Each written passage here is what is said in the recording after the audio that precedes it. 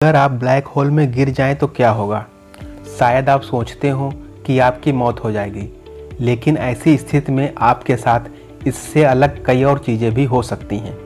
Black hole space में वो जगह है जहां भौतिक विज्ञान का कोई नियम काम नहीं करता। इसका गुरुत्वाकर्षण क्षेत्र बहुत शक्तिशाली होता है। इसके खिंचाव से कुछ भी नहीं बच सकता। प्रकाश भी यहाँ प्रवेश करने के बाद बाहर नहीं निकल पाता है। यह अपने ऊपर पड़ने वाले सारे प्रकाश को अवशोषित कर लेता है। आइंस्टाइन बता चुके हैं कि किसी भी चीज़ का गुरुत्वाकर्षण स्पेस को उसके आसपास लपेट देता है और उसे कर्व जैसा आकार दे देता है। अगर आप ब्लैक होल की चपेट में आ गए हों तो आपके साथ दो बातें हो सकती हैं। या तो आप तुरंत ही जलकर राख हो जाएंगे, या फिर आप बिना किसी नुकसान झेले ब्लैक होल में फंस जाएंगे।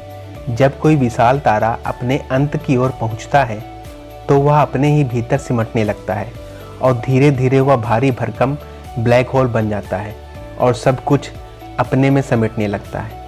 होल के बाहरी हिस्से को इवेंट हॉराइजन कहते हैं।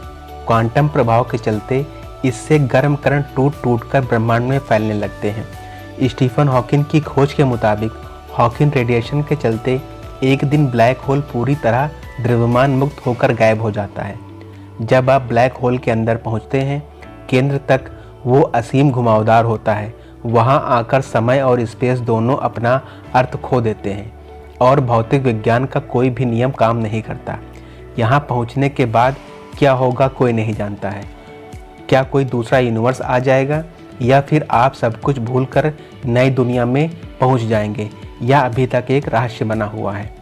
मान लीजिए कि आपके इस सफ़र में एक साथी जिन है। जिन आपके साथी का नाम है।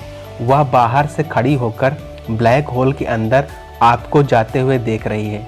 अगर आप इवेंट हॉराइजन की ओर आते हैं तो जिन आपको ऐसा पाती है कि जैसे मैग्नीफाई ग्लास से आपको देख रही है।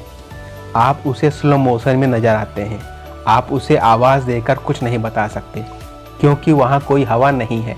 हो सकता है कि आप अपने आईफोन से एक ऐप के जरिए संदेश भेजें, लेकिन जब कोई ऐप उपलब्ध हो तब, क्योंकि आपके शब्द तो बहुत देरी से पहुंच रहे होंगे।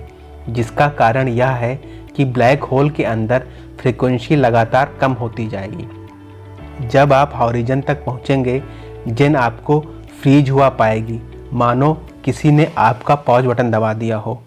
आप में कोई गति नहीं होगी और आप हॉराइजन की भीषण गर्मी की चपेट में आ चुके होंगे। हॉकिंग रेडिएशन के चलते ब्लैक होल के अंधकार तक पहुंचने से पहले ही आप राख में बदल जाएंगे। ब्लैक होल में गिरने पर आप प्रकृति के रहस्यों को खोजते हुए बिना किसी झटके के ब्लैक होल में गिरते चले जाएंगे। यह फ्री फॉल जैसा होगा, जिसे आइंस्टाइन ने हैप्पीएस्ट थॉट कहा था। इवेंट हॉराइजन नाम की कोई चीज़ अगर होती भी है तो यह आपकी चिंता का विषय अभी नहीं है।